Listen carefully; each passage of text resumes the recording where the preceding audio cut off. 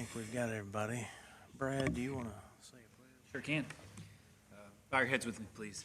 Lord Jesus, we thank you for the blessings that you gave us today, God, just to be able to wake up, take a breath, God, have food on our table, and jobs to go to, family to be around, friends to be around. God, let us not take for granted the blessing that you give us every day.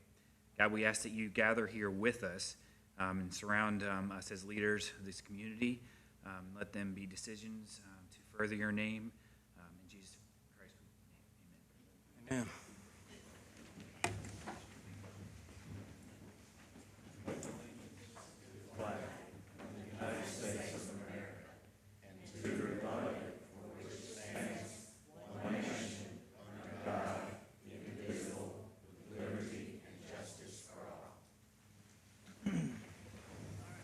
Ahead and call Morris County Special Call Meeting, June 24th, 2019 to order. Last week, when we met, the budget was presented. If you look at, you can't hear me? How about now? Thank you. If you look at that budget, one of the items that was budgeted for was the general reserves. Two of the discussions that were had were cost of living and putting monies into the nonprofit grant line item.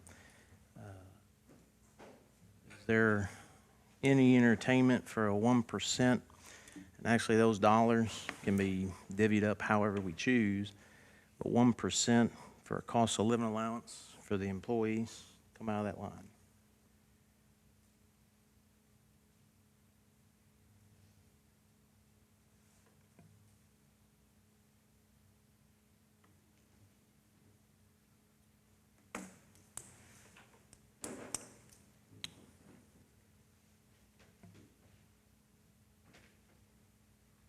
Which is, do we know what's the, you already know, I'm sure.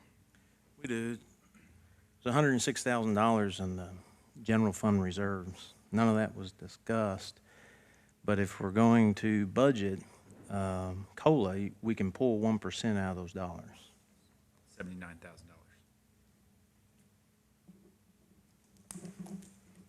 What was that total you said, Brad? 79.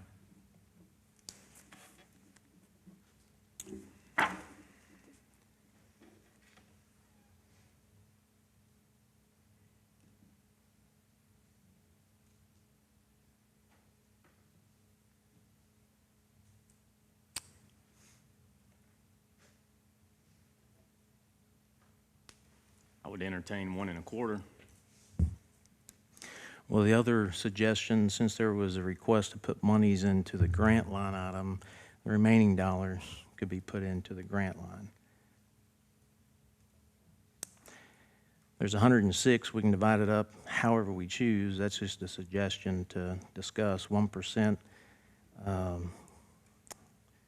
is roughly 79, 80,000, and then you got 26,000 that you can put towards the grants. 1.25 would be $98,400. How much? 98.4.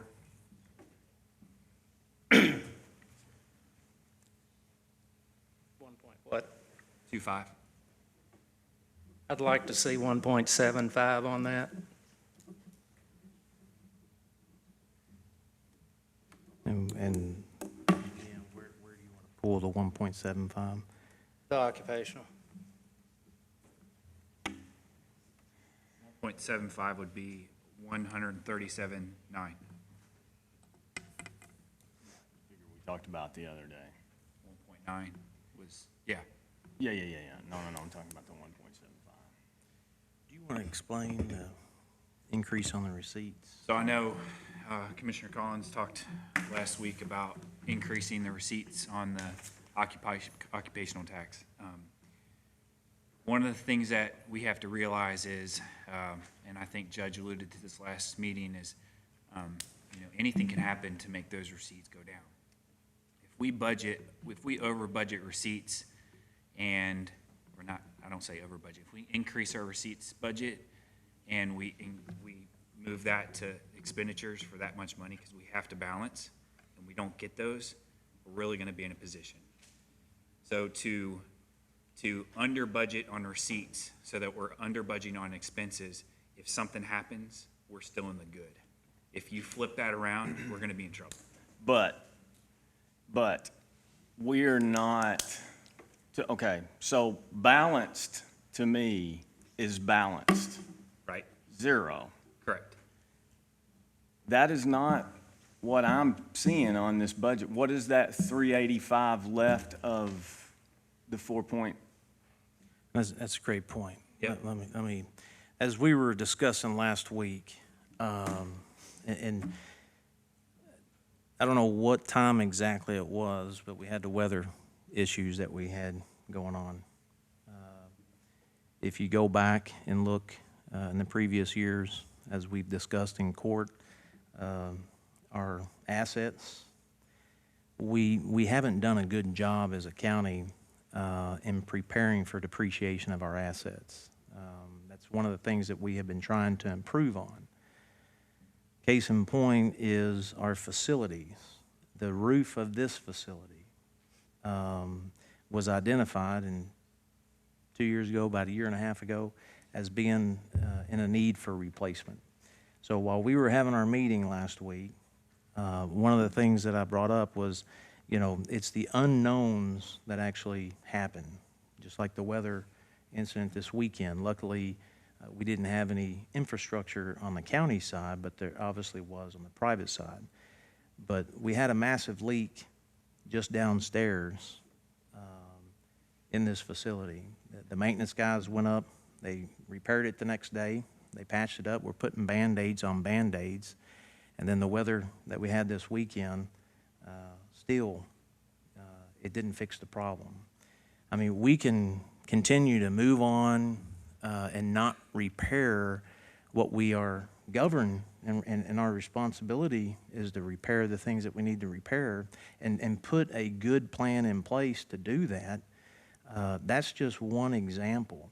The courthouse, it's 100, how old is it, Justin? 2015 was it's over 100 years old. The judicial center, we're still waiting.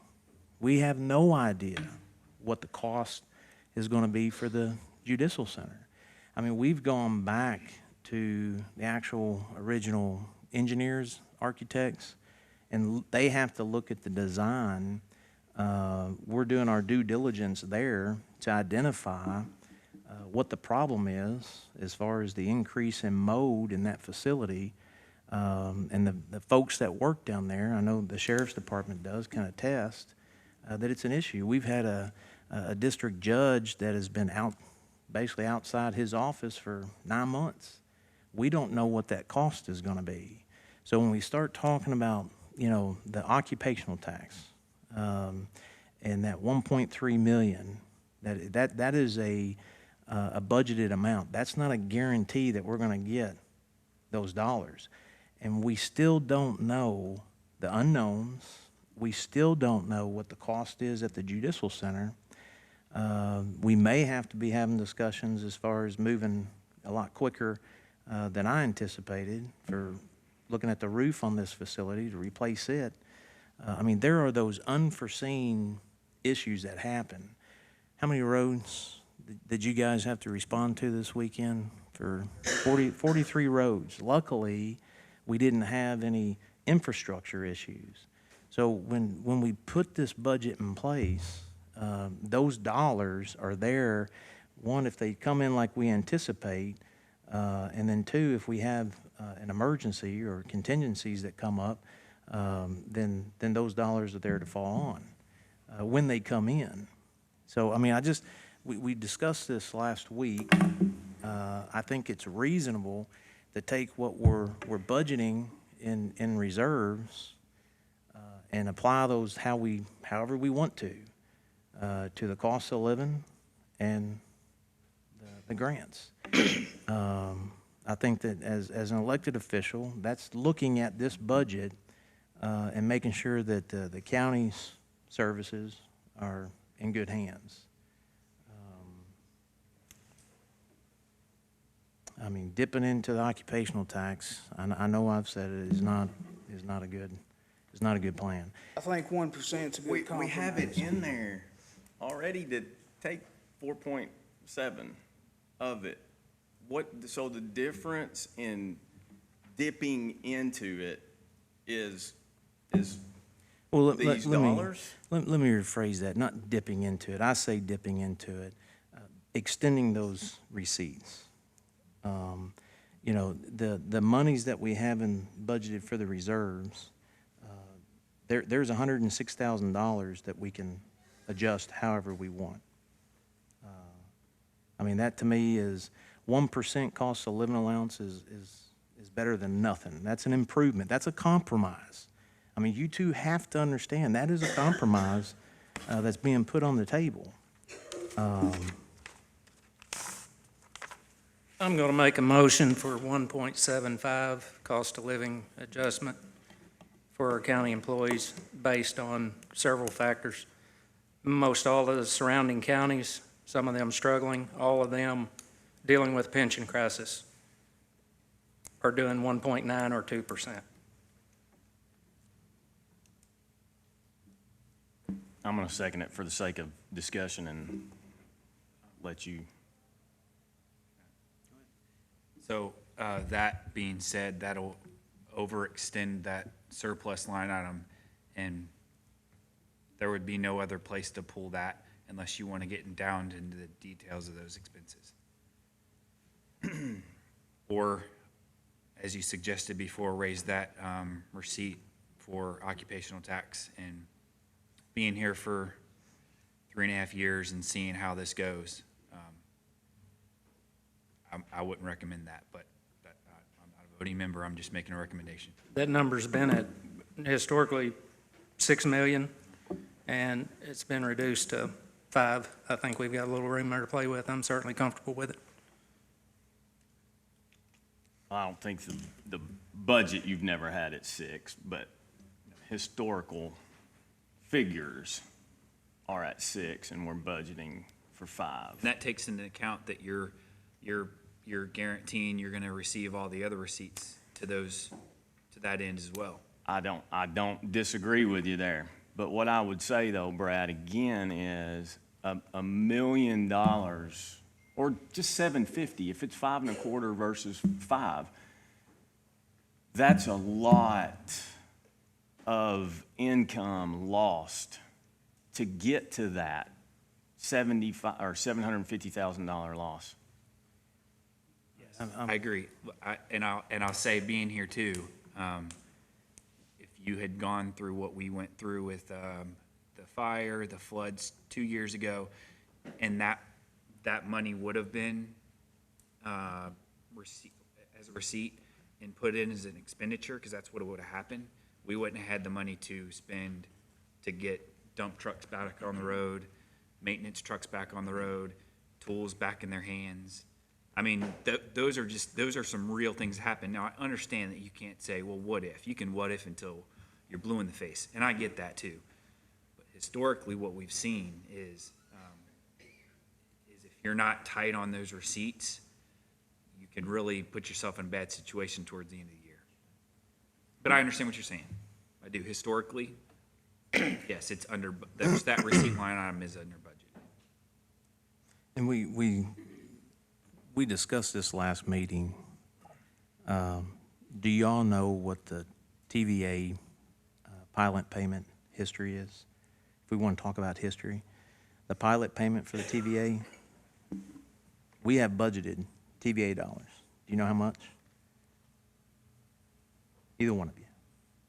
You what have we told have- us the last time That's that right. it's looking like 2015 numbers, but we don't know that. Well, what we Whether or have not budget, it's- what we it's have gonna be. budgeted historically, if you want to look, talk about historical data, we have budgeted about $780,000. It's in the budget. 2019 dollars in millions for the Kentucky pilot payment, all right, is 38.8 million. And they're projecting to go back to the 2015 numbers. Now, that's a projection, But that's a $6.4 million difference because 2015 projected dollars is 32.4. If you know that that's coming, don't you want to make a decision to prepare and make sure that if it hits us, because that's just the Kentucky pilot. That's not talking about Muhlenberg County. Do you know the total assets in Muhlenberg County if they were to shut that down? Now, that's going to hit, I think, 2020.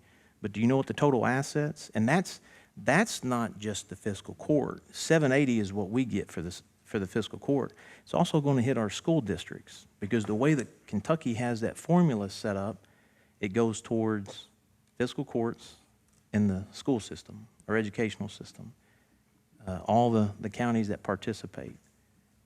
So not only the fiscal court, but the school system. They receive, I think it's close to $2 million. But Muhlenberg County, just in Muhlenberg County, the significance of the negotiations that are going on there, if that TVA asset is lost, $9 million, $7 million to the school system, $2 million to the fiscal court. Now, why does that matter to us? And I'm not lecturing. I'm just telling you, we're making decisions, and you have to look at all these projections. I mean, it's kind of like you can't prepare for the unknown. I mean, you have to at least prepare for the unknown. But here's a projection. They've done the figures on this. We're looking at a potential $6.4 million difference just on the 2015 years from the current year. But that $9 million is leaving Kentucky. It'll go to the other 6 or 7 states. There's 7 states. One state actually has some leased property, but those monies, that $9 million, will be put back into the other states. How that's going to hit our budget, and we budget annually, historically. When USEC shut down, we were getting over $1 million. We're now down to about $780,000. So that was one asset in our region. It wasn't even in our county, and we lost significant amount of monies. Here, they're telling us these are the projections that we're going back to 2015. But yet we still are arguing over 1%, 1.75% occupational tax. And again, those are dollars that we're projecting. And I really do think that making those decisions, it's not a conservative decision. It's a responsible decision to at least not continue to, and when I said the term kick the can down the road, we always we always dip into that occupational tax. And I just don't agree fundamentally that we're in a position to do that when we're putting options on the table. There were 2 contingency points last meeting, COLA and grant monies. We're putting money in both of those, and there's no compromise. There's no budging. Judge, you feel like that's complete compromise, and that I've not tried to compromise here at all. We got a motion on the table for 1.75. We've agreed to 90% of the things in the budget that you've cut, department after department after department. I'm not going to look our employees in the face and tell them they're not worth what Callaway, Ballard, Carlisle, Caldwell, or McCracken is. I spent 2 hours with a lot of them at Moore's Resort watching them in action. I'm proud of them, and I'm proud to support them. Nobody's arguing about supporting our employees. I'd rather have the discussions today than something catastrophic happen, and we're going to have to be laying people off. That's what I don't want to have that discussion. There's several counties across the state that's talking that. And we're only at 24% on the retirement. There's counties that are definitely having issues. We're in a very good position because we can make decisions with dollars that we currently have. I mean, granted, we know that our infrastructure needs improvement all across the board. There's not an area that does not need improvement. And you've got to take the priority of works first, and you guys know that. But just in our roof, do you know how much the estimate? No one has even asked the estimate on our roof. We didn't know about it till we walked in here.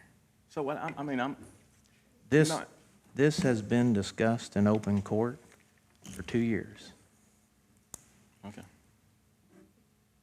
We haven't discussed it since we've been in here, so. But that doesn't, okay, if that's the case, if we haven't discussed it, don't you think that me sitting here telling you, since I've been here for 3 or 4 years, as Brad was saying, we've seen these types of things happen, and this is reasonable within the budget. We don't want to have a worst-case scenario happen when we're looking at potentially $1 million in just this facility to fix what needs to be fixed.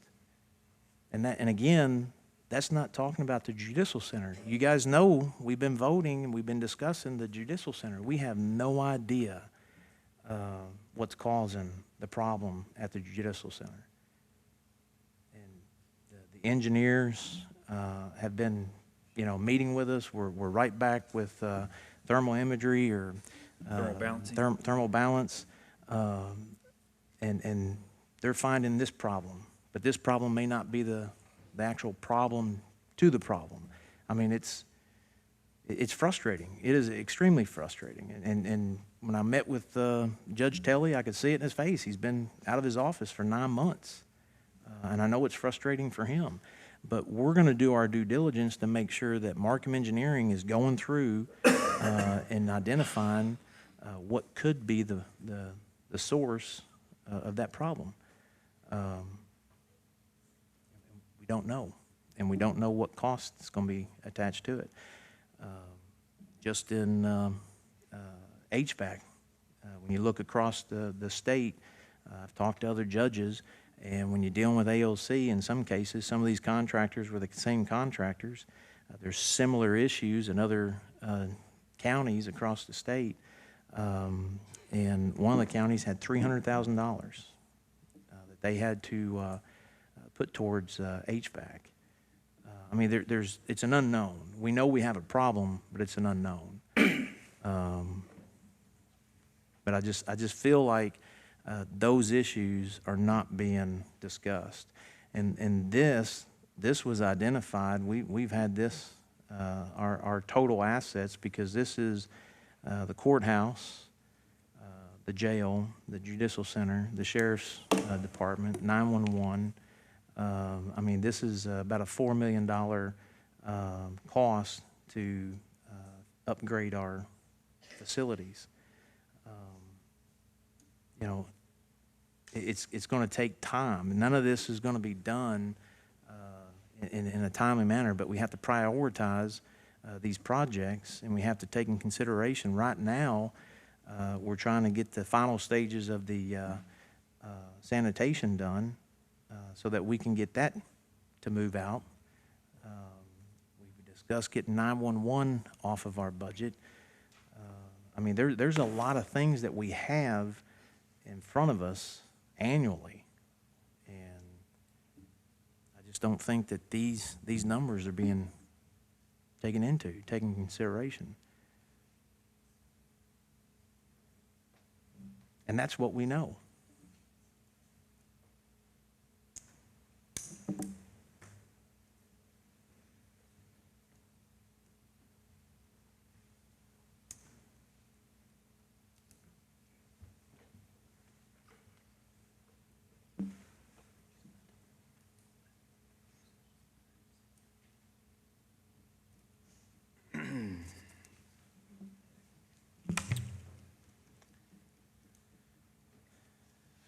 Any other discussion on the 1.75?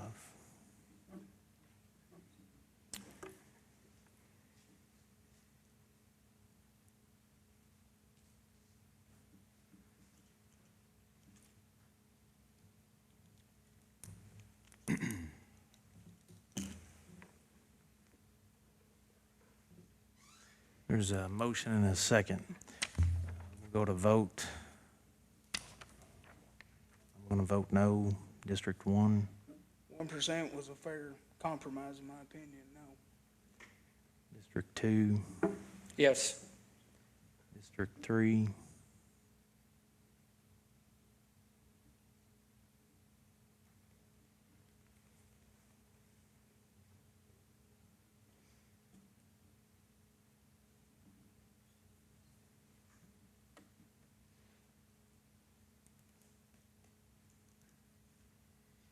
District 3 is always going to be the last one to vote, and could you ever, we can go the other way. I'm joking.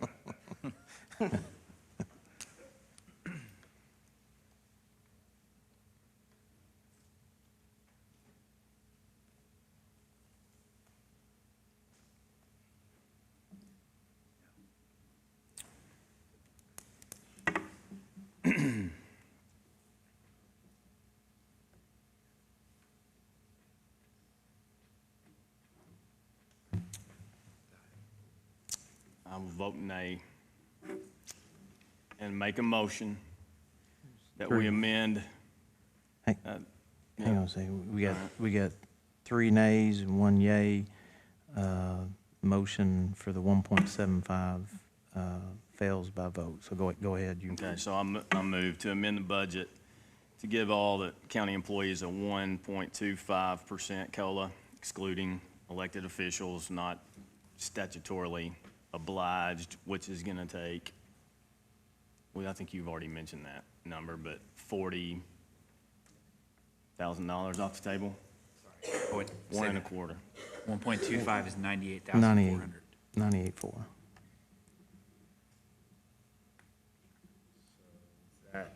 That's these.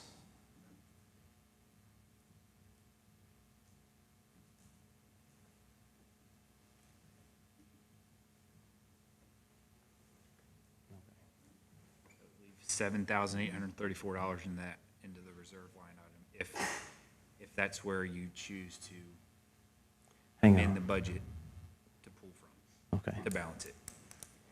But that would have to come as in another amendment, correct? Yes. Yes. Receipts? Yes, yeah. No, on the expense side, to pull from that reserve line item. That's where you're going to do it, yeah, okay. Yeah, so 1.25 will take 98.4 from the 106. Then I will amend that amendment to reflect that it come from an increase of $100,000 to OTA receipts, So it's from not, 5 million to 5.1 million. so not touching the reserve. Right.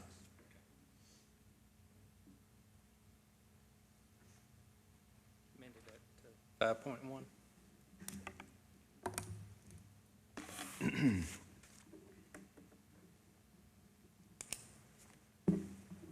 Is there a second?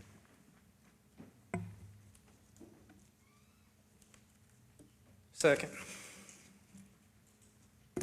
You want to start, Money? Not to be, I'm not being, I mean. I know you're not. I I'm was trying to- joking earlier, I but know. yay. District 3 is a yay. District 2, Yes. District 1, For the sake of passing this budget and a good compromise, I'll vote yes. and I'll vote for 1.25. Motion passes. I see, Before we go on, he made a motion to increase occupational tax receipts by 100,000. So that's going to leave an additional $1,600 to balance our budget, just to keep that in mind. how much? It'd be, right, $1,600. In expenses, not Yes. So,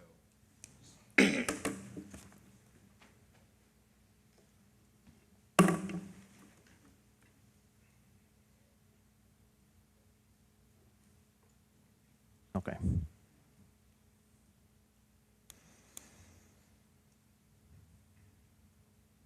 Is there a, well, before we move forward further, I've asked Tony Watkins to come out tonight to talk to the court. You guys didn't get to hear the presentation. And Tony, do you mind coming up? Tony's with the Community Foundation West Kentucky, and I've asked him, the presentation that was given some time ago with Dr. Long and Dr. Weber, and Tony was on the committee that advised with the Kentucky Philanthropy Initiative. So he also was the one at our training. He gave the presentation for elected officials, and I've asked him to come here and just kind of briefly go over what you had presented to the court last year, so that What we presented to Kevin and last year's commissioners was to encourage them to have a standard process for you nonprofits to apply for the grants. It was kind of willy-nilly up to that time. There's a proper way and an improper way to apply for money as nonprofits. First of all, we suggested that all nonprofits be 501c3s, that you have your in compliance with the IRS. We showed them that process to do that. We'd help nonprofits get their 501c3 if they didn't. Also to adopt a standard application process that everybody could apply and have the same type of level playing field they applied for. Some of that means that we would look at your audit, if you had an audit, or your financial statements to make sure you're in compliance, filing your 990s to the IRS to make sure you're in compliance with those. We even had a couple of training sessions in here how to fill out those applications. It's a very simple process. It just means that there's no favoritism shown with nonprofits. Then we had a series of 4 or 5 different workshops we had over at the Children's Arts Center over about a 2-month period of time. And the process was we wanted as many of you nonprofits to come to those workshops as possible because we were going to show you how to raise money. I mean, I've been doing this for 35 years. I've raised, millions and millions of dollars, and so we wanted to show you the ways to do that. It's the normal way to raise money for a nonprofit is not to come to the fiscal court and just ask for money. It's to be raised through your supporters of your organization. Money follows mission, so whatever your mission is, money will follow that. So you have to proclaim that. It's not the commissioners or the judge executive's responsibility to proclaim that. That's your organization's responsibility. So we've tried to show you some secrets on how to do that. And if you do that, you can be very successful in it. And some of the people that came to those workshops they've come to them for years. They came to them in Paducah, they came to them in Murray, and so we decided to have them here. I will tell you that there's no magic wand, that you just can't raise, your magic wand and all of a sudden money starts coming in. It's a process that you have to go through. And I will tell you this also, that nonprofits across the country are in the same shape that you're in here tonight. I know you're angry. I mean, there's not enough money for any organization to give to the nonprofits that need money for everything they want to do. There's never enough money to do that. I run a nonprofit, and there's never enough money for me to do everything I want to do. But if you do the things that you're brought into existence to do, there'll be enough money to do that if you follow that process. And so, you have to prioritize those things, and there's a proper way to raise money, and there's an improper way to raise money. You've got to raise money on an annual basis to help fund your operating budget. You have to go look for grants. I was just talking to this lady a while ago, but she's going to contact me in the morning. She's already contacted me before about grants that are available through some foundations and trusts, and like my foundation that are open right now, they're dispersing grants. But you have to ask. We just don't say come and pick up money. We've got bales of it here in our office. Come pick it up. You have to ask. And there's a process which you have to do that. But did you know that 82% of all the money that is given to nonprofit organizations comes from people? It doesn't come from government, it comes from people. And so there's a way in which to do that, and that's what we tried to instill in the people that came to those workshops. And I've looked around, how many of you came to the workshops? 6 people came to the workshops. Six of us came to the workshops, and we can offer them again. And all you got to do is pick up the phone and call, and we make those things available to you. The fiscal court is the one who underwrote them. They saw the need for it, so they had those workshops. Dr. Bob Long came from the Kellogg Foundation, a billion-dollar, multi-billion-dollar foundation. You'll find nobody more educated, more in tune about teaching the processes of raising money than Bob Long. Peter Weber just happened to leave Murray State University, go to Auburn. Great teacher in himself, but you've got to apply those principles, and we made those available to Kevin and to Brad when they came up. I didn't meet them. I live in Marshall County. I didn't meet them here in Marshall County. I had to meet them in Louisville at the local conference up there. I was speaking at the conference, and they came up to me afterward and said, how come we haven't heard about this? I don't know. So they met me in Louisville, and we got to talking about it and started having conversations, and I kind of knew what was going on with the nonprofits here in Marshall County. I said, there's a better way to do that. But you have to get from point A to point B if you're going to have the celebration at point C. And it takes some time to be able to do that. So the main point I want to say is don't feel like you're sitting here with no one to help you, because there are people there to help you. And it may not be these guys sitting around this table here. There are some people that can really help you. And I'll tell you one other thing. The climate and the landscape in Marshall County is going to change significantly in the next couple of years. And you might think, well, this guy just blowing smoke, but the landscape's going to change the next couple of years. And it's going to change significantly. And it's all because someone had the vision for something better for Marshall County. And it's going to happen. The last thing I'll say is if you're interested, or anyone's interested in doing something different for Marshall County, what I do is I open funds up for people who care about the county that they live in. I'll open up one for Marshall County free of charge, and anybody who wants to donate to it can donate to it, and that money will be dispersed to the local nonprofits in Marshall County. Yes. I think the reason that we're upset, is that we feel as if we are already paying into this community. We pay taxes. Everyone here, we can assume, pays taxes. So it's not the government's money. It's not this table's money. It's the people's money, and the people want it to go to their nonprofits. Well, sometimes tax money is not supposed to be given to nonprofit organizations, so you might want to do a little bit of study on that, because there's people that control those purse strings. So there's a proper way to use taxpayer money, and there's an improper way to use tax money. So these guys make that decision on where that money goes. And I can tell you, because I looked at the budget last year and I looked at the budget this year, there wasn't anything left to disperse. I mean, they were being very benevolent to give money to the nonprofits. And I know, talking to Kevin and Brad and some of them, they wanted to give more. It just wasn't there. You can't give what you don't have. So that just means you have to go out and raise more. I mean, the conversation we had, one of your special events lost like $65,000 or something like that. Yeah. Yeah. Yeah. I mean, that's one event. That's one event lost $65,000. That money's got to come. You got to make that up or earn it or have it donated from somewhere else. Well, there's different ways to do that, And you can't, it's not anybody's fault, I don't know who made that decision either, but that's a special event. But I'm telling you, things are going to be better in the future if you can hang on that long, The other thing is that nonprofits across the country are all feeling the same pinch that you're feeling. Giving is felt the brunt of it over the years. New nonprofits are coming to existence every day. Federal, state, and local money is going down, but the needs are growing, right? So what's going to fill that gap? Philanthropy. It's called philanthropy. That's what it's called. That means people giving to people and for people. Okay? So that's what we try to talk to the fiscal court about. Okay? You referred to nonprofits and county budgets. Pardon me? You had referred to nonprofits and county budget, and basically not the way I took that, the county's responsibility. In talking to my colleagues in several surrounding counties, 4 out of 5 have nonprofits in their line, in their budget. Yeah.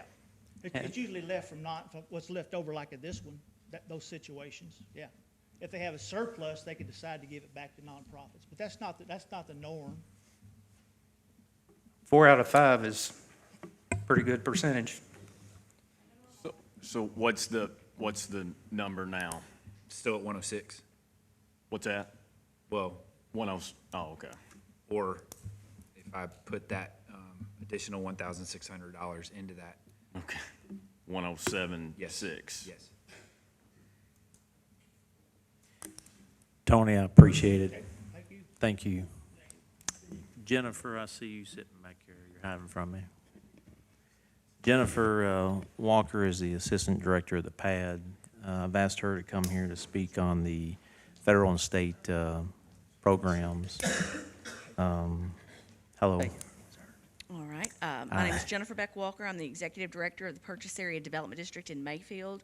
We are an 8-county regional planning agency, one of 15 in the state of Kentucky. The Purchase Area Development District Board has a contract with the Cabinet for Health and Family Services, Department for Aging and Independent Living, to provide services in our 8 counties. We actually are designated as an area agency on aging and independent living. Our job is to make sure senior services are provided in Marshall County.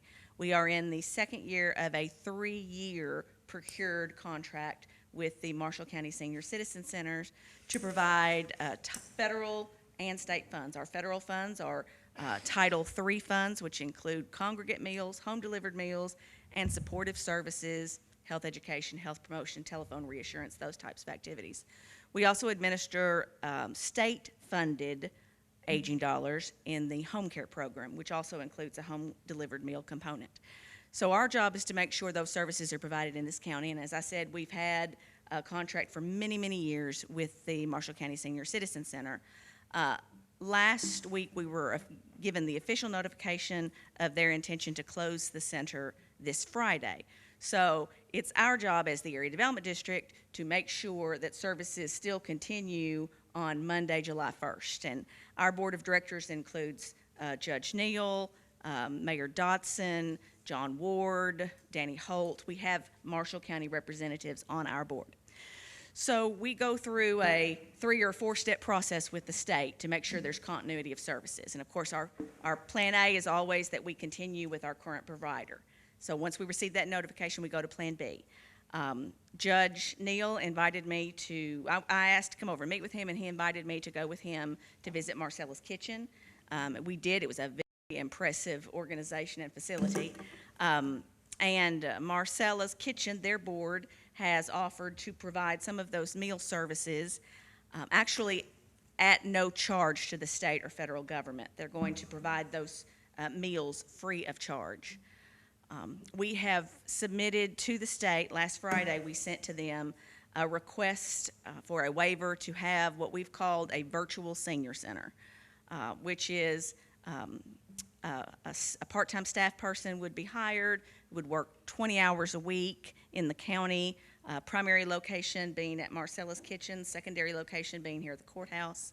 The state requires a focal point for senior services in each county, so Marcella's would serve as that focal point. This staff person would be involved to provide all of the Title IIIB supportive services I mentioned, and then Marcella's Kitchen would provide the meals. So that's our plan B, and we have sent that to the state, and the state actually sent me an email today wanting to set up time to discuss that on Wednesday afternoon. We're also looking at Plan C. We're talking to some neighboring senior centers to find out about contracting with them to provide those home-delivered meals in Marshall County. The important thing I want everyone to know is that it is our responsibility at the Area Development District to make sure services continue to seniors, and we're going to do that. I'm not sure how far down the alphabet we'll get, but that is our focus this week. And while we were having these discussions, we identified that we could actually help out the PAD, because sometimes you have a list where folks are, can you Yes, sir. In some of our counties, the state and federal funds do not go as far as we need them to. And so we end up with waiting lists for meals. What we said in our proposal to the state was, Marshall County desires to provide those meals at no cost to the state and federal government, and that will allow us to take those meal funds, and they're designated for meals, to take those meal funds to help address waiting lists for meals in other counties in our 8-county region. Thank you. Sure. You're in the, if the center closes down, if I understood correctly, you're going into the third year of a 3-year contract. Yes, sir. We have a procured Okay. contract, a 3-year contract Now, with at the the senior end of center. that year, do you go away, or is it renewed automatically? No, sir, and we this do will another continue? procurement. Okay. We're required to do a full procurement for all services every 3 years. Okay, so you're And- not gonna disappear for the seniors at the end of the third year? No, sir, we will continue to be responsible for making sure those services are provided in this county. Thank you. Yes, sir. Do y'all have any questions for Jennifer? So the waiting list, I thought, and we have a waiting list already, right? Is that, or no, in Marshall County? Is there a waiting list in Marshall County? I thought we had like, okay. So Yes, sir, there are. that's who we would take care of first, obviously, not Well, other. what Can we- Marcella's Kitchen has told me is that they're going to provide all of those meals, so Yeah. there won't be a waiting list So anymore that in waiting Marshall list County. will go away? Yes, sir. Yes, Okay, sir. that's, just making sure. Okay. Okay. And we're still waiting. I mean, obviously, we got to wait for the state to reply back to us, but as soon as Jennifer finds out, she'll let us know. But with the sense of urgency, is July 1 is going to be here next Monday. And so there's been discussions trying to figure out these options that she's talking about so that those that are in need will not be left. Yes, sir.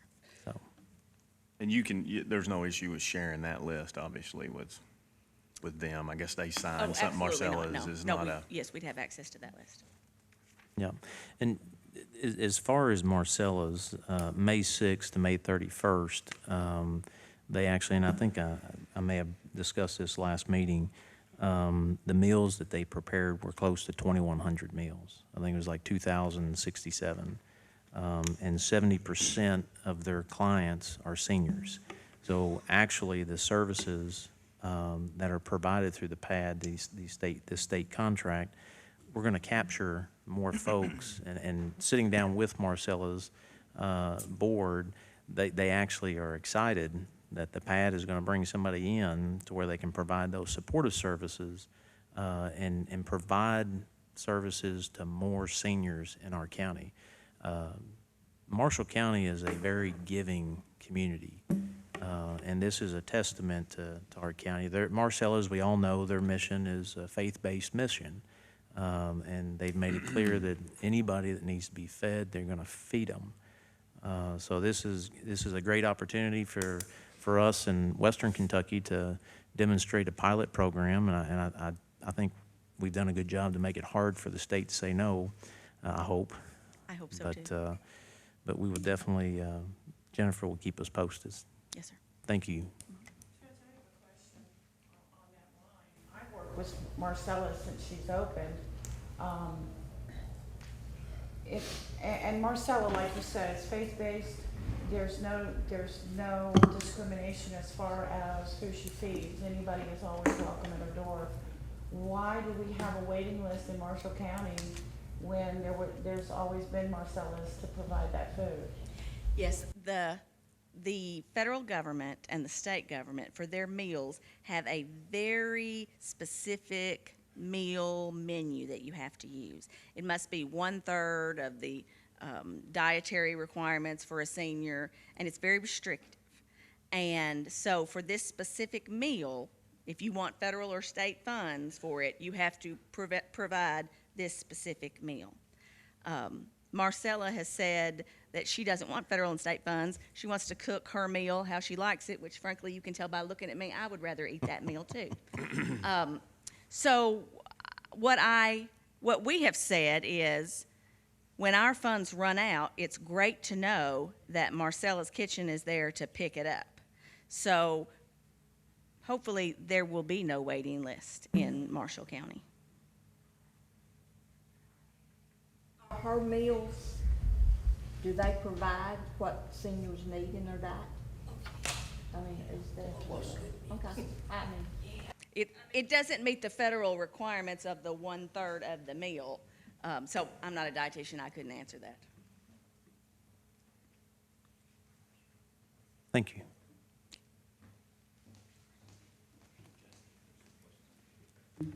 Oh, I'm sorry. Is there a question over here? I have a question. Does Marcella have a delivery service? There's volunteers that are stepping up to deliver, yes. Yes. I have a question. With Marcella's Kitchen taking this over for right now, she is, of course, a nonprofit agency, so this would be sort of putting a Band-Aid upon a Band-Aid. What happens when she can no longer provide meals such as this for the senior citizens? Sure. And the way I understand it, the federal and the state programs, that contract, the PAD is required to provide the federal and the state program for the home delivered meals. So say 10 years from now, if the same program is still available, then that responsibility would fall back on the PAD. If there wasn't anything, and correct me if I'm wrong, Jennifer, if there wasn't anything in Marshall County to take up the responsibility, the PAD would have to go through a procurement process to find an organization to carry that out, or the PAD would have to do it. So the idea that, you know, it would fail, they're required, the PAD is required to provide that service.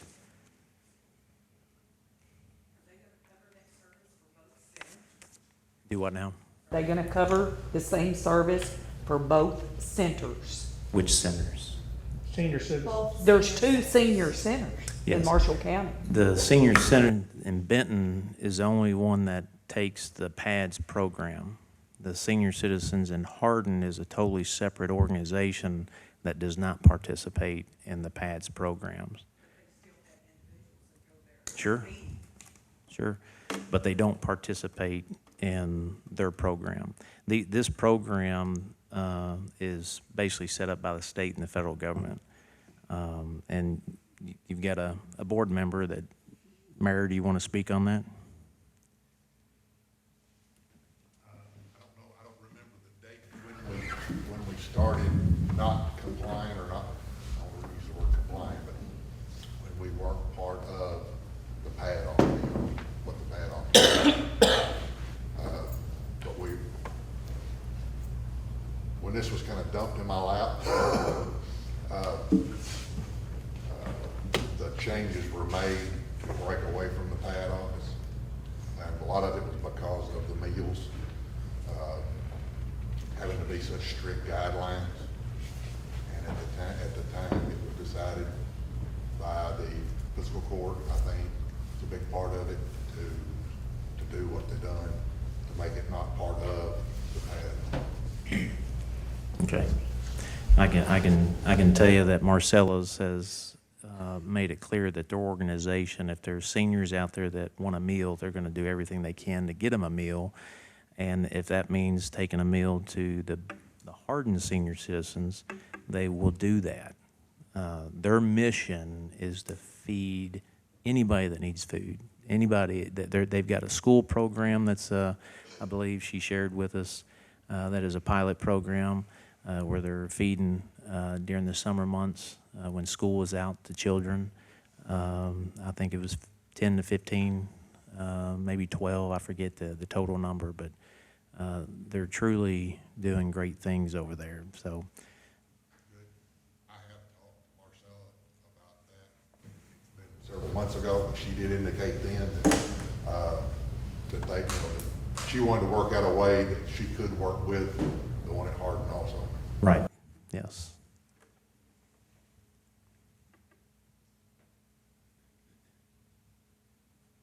Okay. Are we in a position to approve the budget? I'd like to make a motion. The previous nonprofit budget was $220,000. I previously had made a motion of $200,000 that was voted down. Then there was a motion made for $150,000 that was voted down.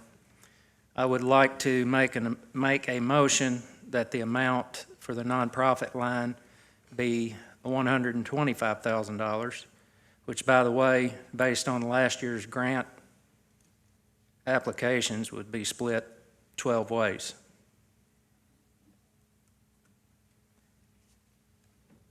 Is there a second? Second. Any discussion? So we had, what would that leave us reserve-wise? If we take that from, you didn't say where, but I assume So you're, reserve so you're saying, 75 on top of the 50. 75 on top of the 50. let's go back for a minute. Assuming that you want to put the $1,600 back into that reserves, however that works out, you've got $107,834 to play with. If you take, what'd you say, $75,000 increase? Yes. Okay.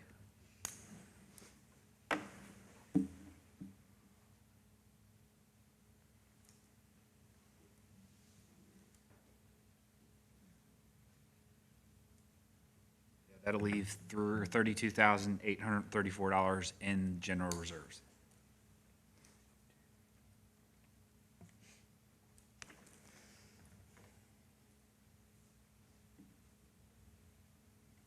And what's the total Total in the special, or the in the nonprofit, grants?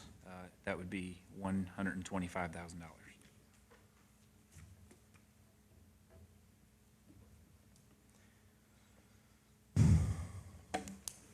Any other discussion?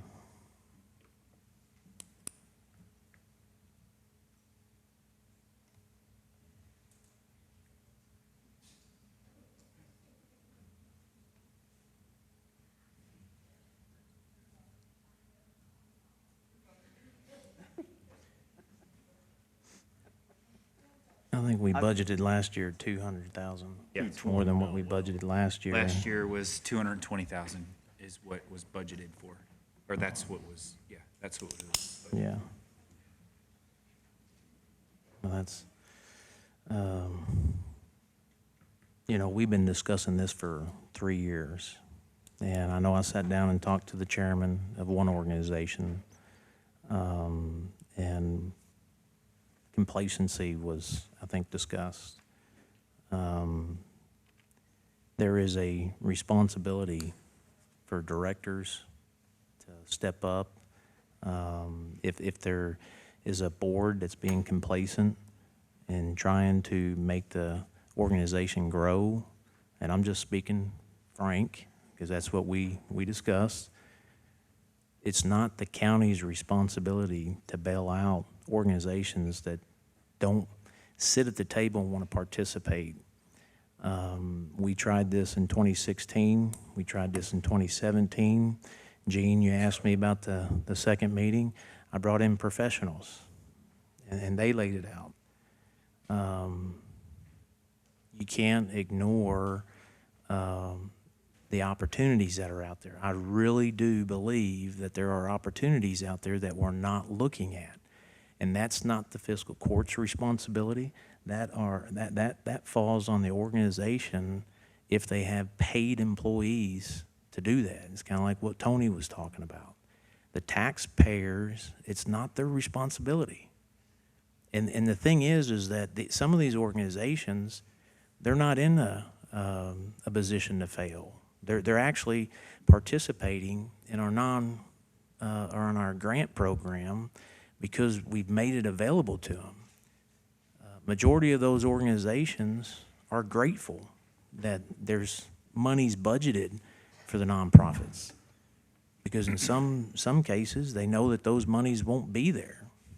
So I mean, for the past 3 years, and I'm only speaking for myself, I've sat and I've watched some organizations that have been complacent because the county for years just put money into a hand, and I don't think that's the right way to do business, because we end up where we are today. Those organizations expect those monies to be put in the hand, and they don't know how to survive. The fundraising, and we've discussed this, the fundraising opportunities today, I've said it before, you can go to Kroger's in Murray, and a portion of your purchase can be given to a nonprofit in Marshall County. And there are nonprofits that are actually taking advantage of that.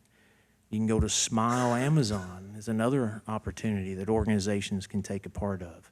And you can order off of Amazon and make a donation to an organization in this county.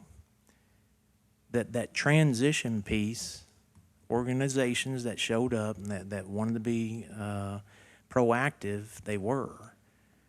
But some were not. And I will. I mean, I hold accountable my employees. I'm going to hold accountable those organizations who have paid staff members or boards, that it's their responsibility to make sure that that organization survives. More importantly is because of the people that depend on it. We talk about that there's people in the community who have benefited from these organizations. What happens when those organizations fail? It's not the county's responsibility. I think it's the county's responsibility to pull those individuals to the table and say, look, what can we do? What can we do to better the organizations in our community to where they survive?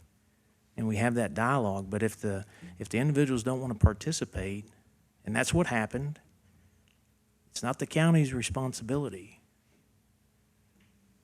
I mean, that's my opinion. I think that there is a transition piece here. And we're still, the county is still participating. We're giving opportunities to some of these organizations, but they don't see the opportunity. You have to have faith in that opportunity. This is not only just a given community, it's a given region.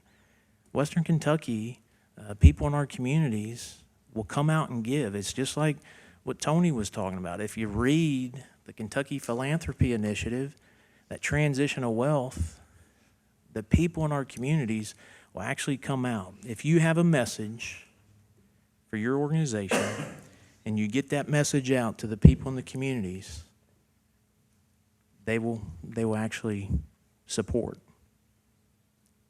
But in some cases, and we've talked about the struggles that some of the organizations that are having for fundraising. But that's my opinion. I feel as an elected official, we should do our best to help. And in this case, the help is we have to transition. We have to get outside that box of this is just the way we've always done it. In my terminology, when I hear that, complacency comes to mind. I think I shared with you, I know I've shared with others, when we would leave the fob in Fallujah written on the inside of the wall, in red, spray painted, was complacency kills. And over there, you better believe it. It's the same thing here. It kills organizations. You can't sit back and just expect the same thing. And that's frustrating for me as a leader, because trying to get organizations to buy into that, it's frustrating. Taking the public heat, it is frustrating. So let's just real quick here. What I would say to you to that point, and I understand, is first off, if they don't get it now, they're never gonna get it, okay? So I feel like, and this is but the complacency might have come from the prior administration, not administration, but the fiscal court, potentially. In this particular case, we are asking with this particular budget item, this amendment, to me, we are still cutting that line by $100,000. And so seriously, this is not meant to be negative, but if you don't get it now, I feel like they the ones I've talked to understand that. Secondly, you've mentioned transition period, and mentioned something about it taking time, and I know you're frustrated with the past 3 years. I understand that. I understand that. I understand that. But what I feel like this compromise is to allow for that transition period. It is a budget item that we will look at each individual grant and assess it on its merit at that point. And so I do feel like it's a compromise. And I've been sitting here for going on 4 years. I don't see it as a compromise because the opportunity for some of these organizations, right now, the main one, Needline, I've sat down and I've talked with the director, or the chairman of the board. They still have an opportunity. We actually, with our nonprofit meeting, we selected a parks director who could market the park. And that's what our goal was, to market the park so that we can get more people out to our park. And in that, the director has been tasked with providing assistance for nonprofits to help in the park for activities to help them fundraise. And that's what has been discussed, and she's doing a great job at that. We had a meeting with all the nonprofits, and, you know, the director didn't show up, but that's fine.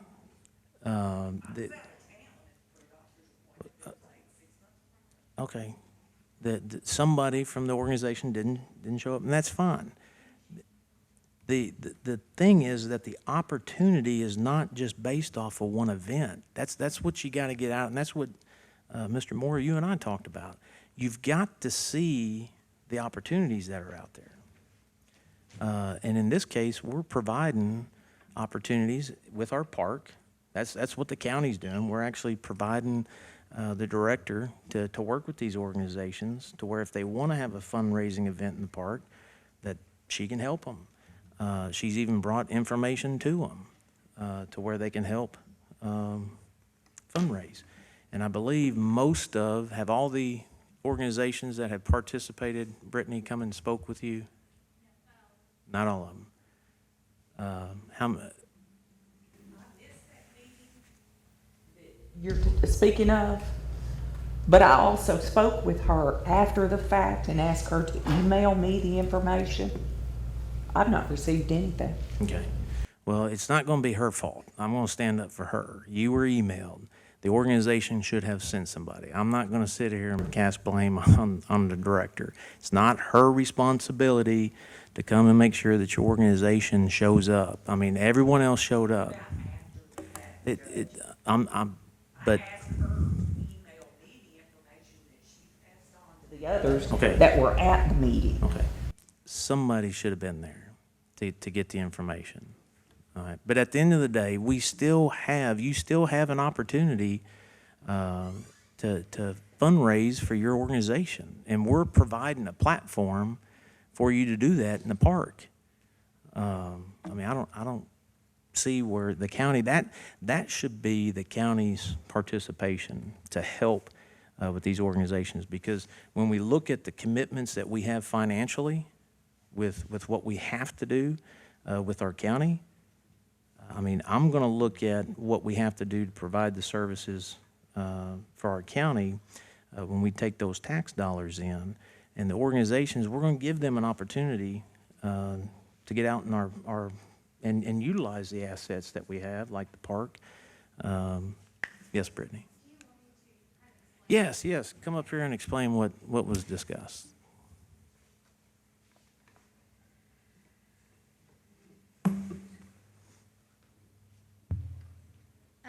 Okay, first of all, I'm sorry, I don't know who you are. Oh, okay, I've never spoken with you or met you. You may have spoken to somebody else in the office. I've met with Doug a couple of times. Jean has come down and met with me, but okay, well, there's plenty of packets at the office. You're more than welcome to come by. I've still been handing those out, so I'm more than happy to help in any way that I can. As far as the lot decision goes, basically, the county had a line item in the budget. We spend about $10,000 every year to put on the light show. That goes into the maintenance of the lights, replacing the light bulbs for the lights, building new lights, adding all of those things on. And so the county is putting on the light show. So when I came in and I looked at the budget, and I know that you all keep saying nobody will tell you who made the decision. I'll be perfectly honest. I don't know if he told me to do it and I agreed I with did. it. Oh, okay. I'll take responsibility. I don't I'm the even one that made remember. the It was just a decision. I'm discussion not gonna that was hide. had. But I'll stand behind it. I have no problem with that whatsoever. To me, there are so many valuable organizations in our county that are providing such wonderful services that I couldn't justify allotting that amount of money to just one nonprofit.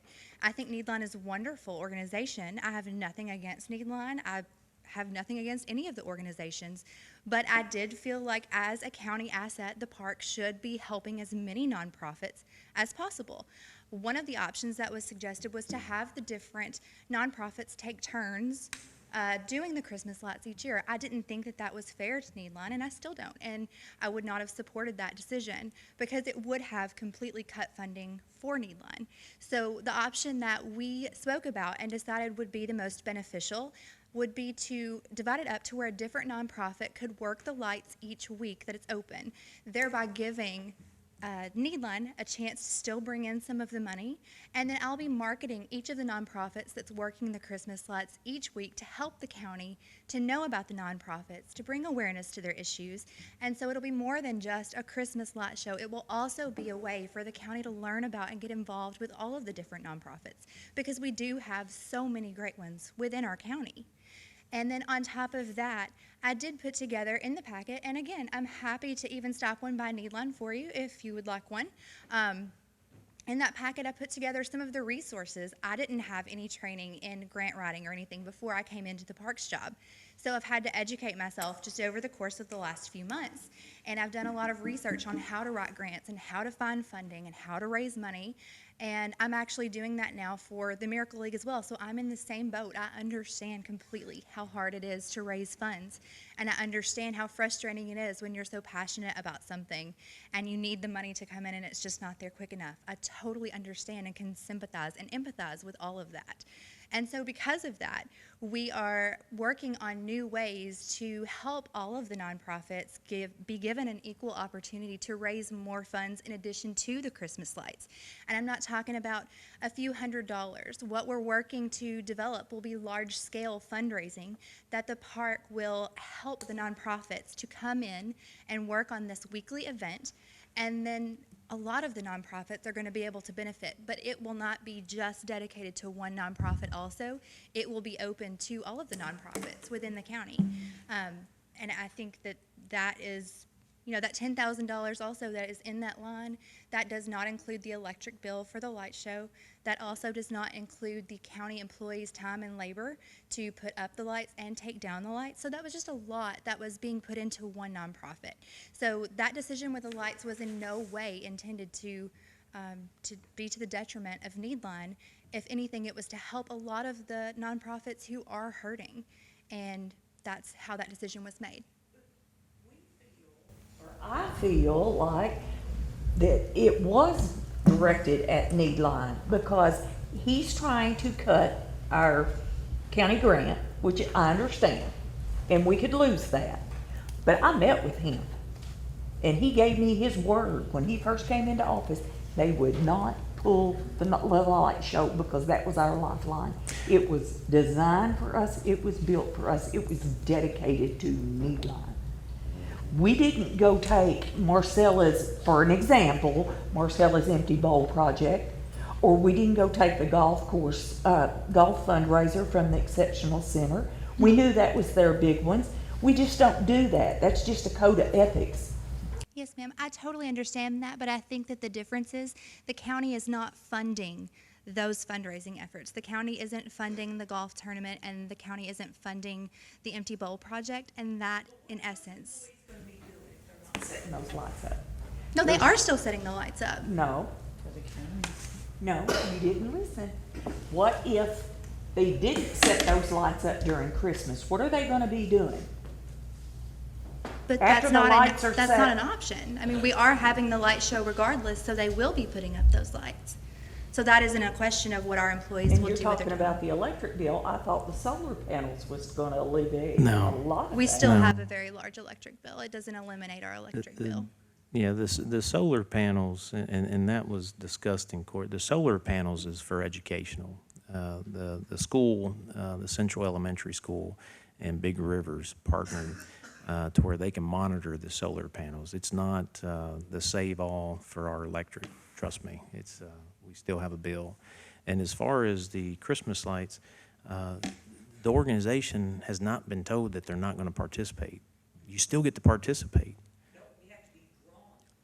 Not drawn, selected. We have, and it's an application process, just like with any grant or with any other process like that. Those applications will come in, they will be reviewed, and we've gotten several in already. And then those nonprofits will be selected as to who will participate. And along with their participation will come all of the marketing efforts that will go with that. The goal is to think outside the box. I really do think that we were just doing, this is what we've done, we've always done. And Mr. Moore, you and I talked about this. We're thinking outside the box. The county is actually trying to put something in place to where it can help these organizations. I truly believe you bring in other organizations, as Tony talked about, as Dr. Long talked about, it's the individual client of your organization. You have to create, in some cases, that individual. But two, it's going to open up those organizations to where they're going to bring their donors to it. And this is a regional. We're not just collecting locally. This project, if you look at it, is a regional impact. We're drawing in folks from all over. And it's another issue about it is the PR, putting the good public relations to it so that everybody understands what the goal is, and we're working together, and we understand the bigger picture that the goal is to bring monies to these organizations because of the need. When you get into, and we discussed this, when you make your organization political, it doesn't help the organization. And that's what I tried to do when I brought you up, Gene. I do not need to be the front man on this because I am a political figure. So I brought in Tony and Dr. Long and Dr. Weber to let them take the lead because they're the professionals. I do not have a degree in philanthropy. I don't organize or run a nonprofit. Putting those folks in to be successful, taking your assets and making it to be a success. And I feel confident that this community is going to pull it off. But you got to have buy-in. I just wanted to explain that part of the lights, and just to be clear, I'm being villainized in some ways, and it's a completely unfair assumption because, in fact, I'm doing even more to help the nonprofits. I've even been sending out grants just this past week to some of the nonprofits as I've come across them, helping some of these nonprofits to find monies that they weren't aware of before. These things are outside of my job description for sure, but they're things that I feel led and compelled and all of that to do. And there are a lot of these nonprofits that I have been involved with personally and help support. The Exceptional Center has such a huge place in my heart, as does Marcella's. So I think that it's just the fair decision to open this up when the park is a county asset for it to benefit all of the nonprofits and not just one. The fiscal court, how we can assist, and I may joke about this, but I think this Friday I'm going to be arrested and put into a prison out here on the courtyard to raise monies for an organization in the county, and I'm willing to do that. It's fun, but it's a way for us to give to these organizations and participate. It's something that the new Parks Director has actually done. And those are the types of things that, the organizations have to think outside the box. I really do believe that as a community, in my opinion, it's Christians who are supposed to step up and give, not government. And I truly do believe that. And I think this community is a giving community, and I believe that you'll see an impact. You just got to have buy-in. And I don't believe that throwing money, putting more monies into it, is fixing the problem. Because if you sat down and talked with some of these organizations, they've been complacent. They'll be honest with you. They've been complacent. There's nothing wrong with that. We can be frank. But my position is to make sure that we don't just keep putting monies into something that's not thinking outside the box or not holding their paid employees accountable. So, you know, I really do think that, you know, these discussions, we may not like them, but they have to be had, especially with hard times that we're looking at. And this is a healthy way to have these discussions, but we have to have the discussions. We can't banter back and forth because we'll actually distort the message. And I don't want to see that with your organization. I really don't. As far as putting more monies into this, we obviously aren't. The proposed cut is 78%, and I heard compromise mentioned earlier. My most recent motion equates to about 48%. So as far as more monies, we're looking at $100,000 less right there. So I think it's a good compromise. I mean, I'd like more, obviously. I've tried, but we can do that.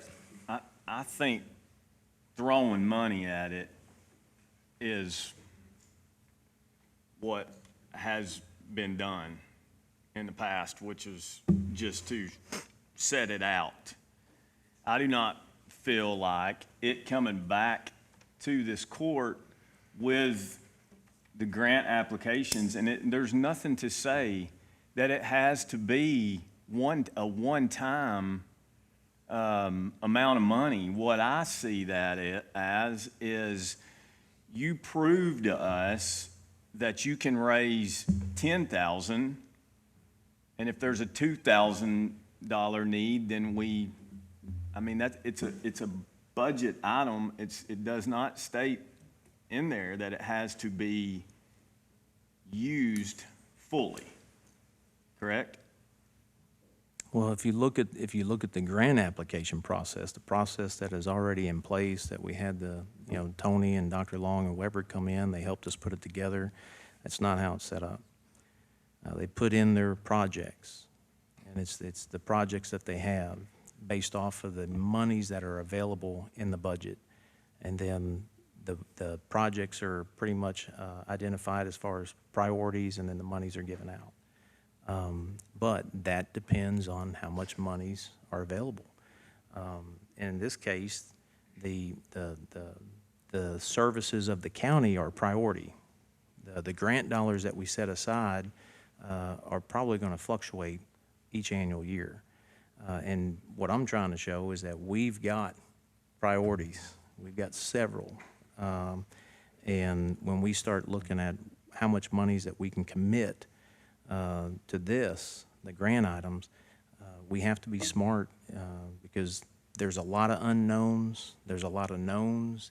This one really scares me because I don't know, if you take Muhlenberg County and TVA's 2015 years, you're looking at almost $15 million in the state of Kentucky out of 39 counties, and I don't know how that's going to impact our budget.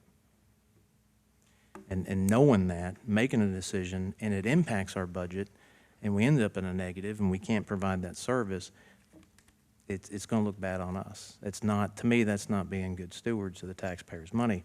And the other thing is that this is taxpayers' money. Those taxes should go to the services that we do provide. And I just think that we've looked at this. I think this is a good budget where we're at. And I think that we've actually provided something with our director in the parks to give them an opportunity. Obviously, the community is aware of it now. And I got faith. I got faith in the community that they're going to step up. And I think that's where we should put our faith, not in the... After our talk on Friday, and I agree, and we both agreed on some things and disagreed on others. I agree with what Monty says, and that surprises me more than anybody. But I'm just trying to lighten the mood, buddy. Thank you. If all the nonprofits are not aware at this point, with all the publicity that this has gotten, then if they fail, it's their own fault. I agree with that. I also mentioned to you that I don't want anybody in this court's fingers in Needline's pie. Because like Marcellus doesn't want to be told how to cook a meal, we don't want to be told how to run our business, as long as we do it legitimately and fair. But I also know that complacency is slow to be replaced. And you're a father, I was an obnoxious child. It took more than one whooping for my father for me to say, son, apparently you don't understand. We don't need to be doing this. And after a while, I figured it out and say, okay, I got it now. There'll be no more of that. So what I'm asking you is to give us another year of opportunity to take care of that complacency and to give us an opportunity to have a little income, like I said, and I'm only speaking for Needline in the sense that we've lost a great deal at the park, and sharing the wealth is not a problem for me. But I feel that as a child learning and as an adult learning, complacency doesn't disappear the first time it's brought up, second time, third time. And I realize your patience has come to an end. But I'm asking you to provide us this extra $75,000 for this year.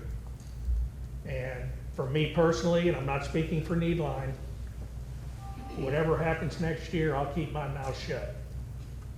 Because, as Monty said, if the nonprofits are not aware, after all this, it's been in the paper, the radio, channels, I mean, everywhere. If they don't jump on it, then shame on them. But I feel taking all of it away at one time is just hard to swallow. And I understand that. And I think what needs to be understood is, do we know how many nonprofits are in this county? Quite a few. We made these dollars available for only the organizations who have been participating and actually showed up to the training that we set out. So the nonprofits in the county, and there's quite a few, they need to go through that training. And all the organizations that the county has given monies to through this grant program went through that training. So those are the only nonprofits that are going to be eligible for these dollars.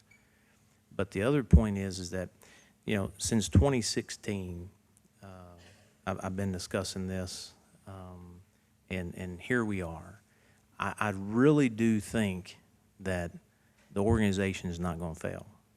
This community, do you honestly think that this community, and I'm asking seriously, do you honestly think that this community is going to let your organization fail? But also, they're not going to give me enough money tomorrow to work next week. I can't do it at the flip of a hat. It's gonna take me time. I apologize. It's gonna take our board time to put some things together. As I told you, we've had fundraisers and we make $600 or $700. Doesn't mean we don't have them, even though that's not gonna carry us. We have them anyway, because that's all we know right now. But we're in the process of getting educated. And we talked to Tony, but it can't happen in 15 minutes. And we need a little help until that time can come. And I'm curious, I want to do some math here. What are the immediate needs for Needline? Just, Dollar-wise. you're talking about for how many dollars or what? Yeah, what are we talking about, paying payroll, or are we talking Well, about? we have 2 part-time and 1 full-time employee. We have to buy commodities. We have a building that needs to be taken care of. As I mentioned to you, I've gone out and gotten estimates to fix our building, and I've had to throw those away because I can't fix a building when I got people that are hungry. So, you know, we have maintenance like everyone else. We have insurances to pay, we have utilities to pay. Do you have a reserve? No. No, so that you have no funds on hand? Oh, we've got money in the bank, but we also know how long, and that's from last year's light show. Okay, so from the, currently today, we'll just say the end of the month, July 1 be next Monday. Those monies that you have in the bank, how long will that take you paying your funds? We'll probably last till the end of the year. Okay, so you'll end up 6 months. You've got enough funds for 6 months. Yeah, I mean, give or take a day. Okay. What is the annual cost? What's the annual cost? 100.5? Yeah, probably. 100.5? $150,000 annually to pay salaries, to pay and you've got 6 months worth to make it to the end of the year. So $75,000 are y'all on a calendar year or are y'all on a fiscal year? Calendar year. So you're on a calendar year, so. And we don't have $75,000. What do we have, 30,000? Maybe 30,000. Okay, so so 30,000 is gonna get you to the end of the year? The end of the year was just an estimate on my part. If we, you know, keep an eye on everything and, you know, we just had to buy a new computer. We had no choice. We've had the other one fixed 3 times. It just simply died. So, you know, we had to go out and get another computer. And we shot that to get an inexpensive. We're usually, and to credit of Becky and the other 2 employees, November and December, a lot of times they don't get paid because we have no money to pay them. So they have to wait until monies kick in from the light show to pay their back pay. So, I mean, starting out in January, we're already behind 2 months of their payroll and commodities, because certain things have to be paid, you know, for the commodities account and stuff like that, so people can have food. Food has to be purchased to give out. When there's no money left, they have been very gracious and gone without a paycheck.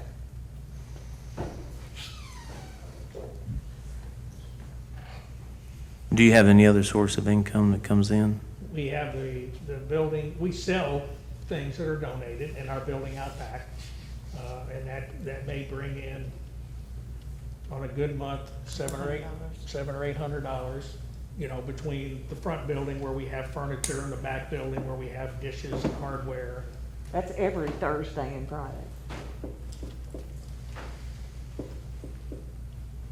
And we have fundraisers through the year. We have, Ponderosa has been very generous in holding a Needline night. a need-line night for a percentage of the sales, and between the percentage of sales and the tips, we can raise $700. You know, we have been trying, and we were told in our classes that we took that these little things, they don't amount to much, which they don't. There's a ton of work to put them on, and the net is very small, but we're doing what we can do. You know, we have yard sales, we have fundraisers. Our biggest event, which was set up for Needline, was the light show. And the board members, as well as the community, a lot of the churches and stuff, we worked that every single night for 6 weeks. 5 weeks. Every single night. We've even had an auction that Kevin ran for us. Yeah, And they no telling how many hours we put in on it, and we were selling full tables for $5. You know, so like I said, don't get me wrong, Judge, I'm not blaming you or anybody else. I'm just saying,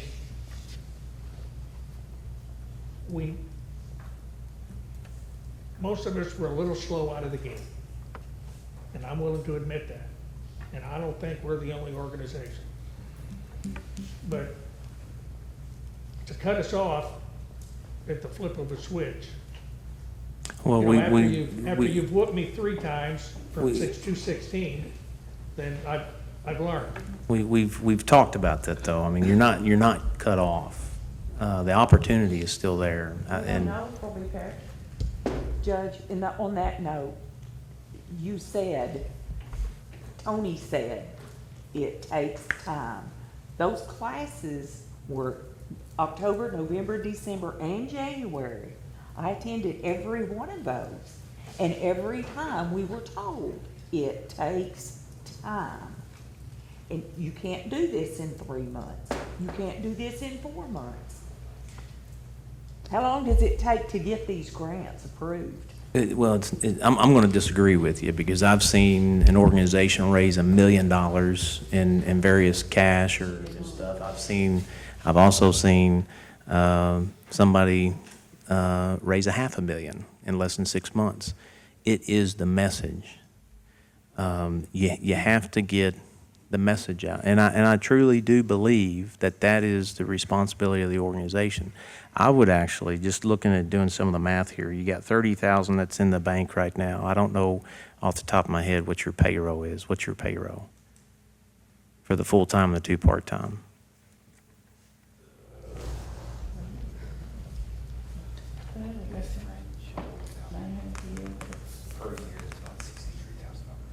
With fringe?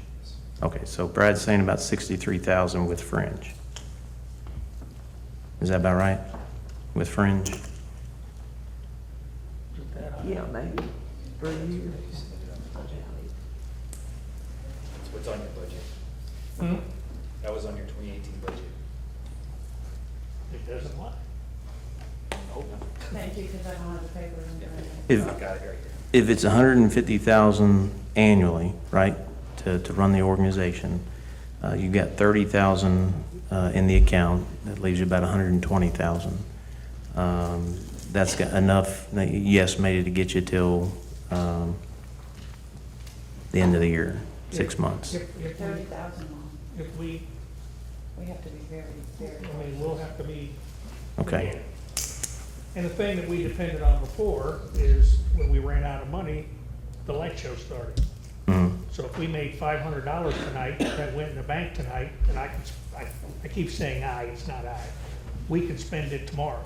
Then the next night, we made another 500, and then the weekend, we made 2,000, and that money was always there to be spent. So it was just like, we had instant income. And now, we won't have it, because even if we're picked as part of the light show, and correct me if I'm wrong, nobody's gonna get paid till the light show's over.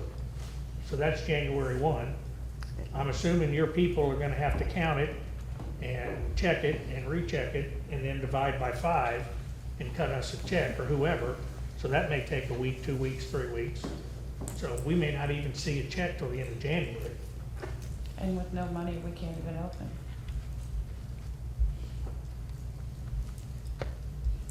But don't misunderstand me. I agree with a lot of things you've said. I just disagree in how quickly complacency is supposed to be replaced. Or was replaced. We have monies in the grant that's budgeted right now for the nonprofits that have submitted. Looking at this, for the whole year, you need $120,000. From the last year's grant in the light show, I think it was what, 58,000 from the light show?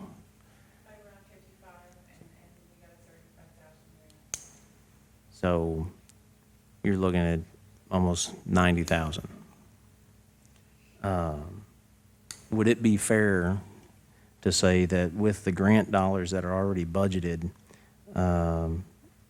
could you make it to the end of the year where you're going to participate in the Christmas light show?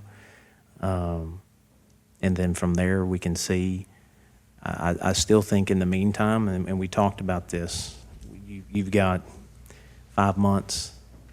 In between that 5 months, hosting events to raise monies, you may have, getting your message out, you may have somebody that will make a cash donation that understands now the details of your finances and your needs. Well, right now, there's $50,000, is there not, in that line item? It's budgeted right now, Okay. yes. I don't know how many of the nonprofits are gonna dig into that. So, I mean, instead of 35,000, we may get 5,000. We may get Right. 3,000. And I do wanna make it clear that that 35,000 was never used for payroll. All of our payroll and those expenses came out of the light show, the 35,000. And fundraising. And we do have donors. We do receive checks. You know, they're not massive, but we do receive check, and I personally handwrite a thank you note to every single one of them. You know, it's not form letters, it's not, I sit down with a thank you card and I handwrite. And I keep track of it. I do not write the same thing to the same person twice in a row. I put a little bit of thought behind it where it doesn't seem like the guy's an idiot. Regardless, but I mean, are we trying the very, very best we can? No. But are we trying? Yes, we are. And I'm trying to give you an opportunity, instead of just putting monies into it. You've got 30,000. I don't think we've identified, that's pretty much half your payroll. But what would you need to make it to the end of the year? 150,000 get you your annual expenses. To get us to the rest of the year, Becky, what are you talking about, 40,000? because we've got Thanksgiving and Christmas coming up. Probably $40,000. We have our school program, Thanksgiving program, which a lot of those things are donated. And what plans do you have? And I'm just asking, what plans do you have as far as donations for the next 6 months? Fundraisers. I'm working with the university to get somebody smarter than anybody on the board. Has anybody sat down with Brittany yet? No, not in discuss fundraising, no, sir. But that will take place. You make her cry, you can't sit down. If she'll be in the morning, Judge, I'll go meet with her. Yeah. I mean, are you gonna be at the office tomorrow? Let me check my schedule. The concern I have is that I'm available from 2 until 4:30. you're available? Available from 2 to Okay. 4:30 tomorrow. The concern I have, what I'd like to see is you take this opportunity, obviously the message is out, that Needline needs support, and we try to figure out a way to where what's budgeted, we can help, but you take this opportunity to see if people in the community will actually donate to your organization, but you have to line out what your needs are. And if we get to a point, because here's what we don't need to do is open up the door to where all the nonprofits in this county come to the county needing assistance. It's taxpayers' money. We have to make sure that we don't do that. I mean, that would be reasonable to look at it that way, especially right now with the current projects that we have and the commitments that we have. But I would like to see some initiative from the organization to fundraise, to see if they can raise some monies. And, starting by sitting down with Brittany, what she's been doing has been phenomenal. I mean, there's lessons learned. Some of these organizations that are getting their message out, we're obviously helping getting your message out tonight by discussing this. $150,000 annually. Some of these organizations, I'm sure, operate more or less, but that is a tangible goal in this county. I really do believe that. How much, we talked about the light show, but how much does your donors, do you have annual donors? We did a fundraiser drive for platinum, gold, and silver, and what was our total? 12,000. And those are annual? Of No, all the no, county, when we- a that's- one-time fundraiser. That's what we talked about at our 30th anniversary, when we tried to fundraise and did everything that we as a board knew to do and made $12,000. That's why we need some help with somebody who understands fundraising. Because if we put on a golf tournament and it flops, nobody will ever come to the second one. It's gotta be done right, it's gotta be done professionally, and none of us have that skill.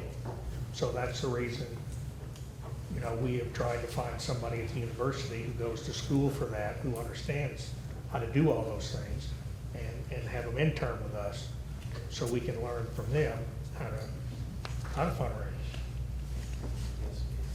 I think the challenge for our board, and you talked about, you know, the responsibilities of board members.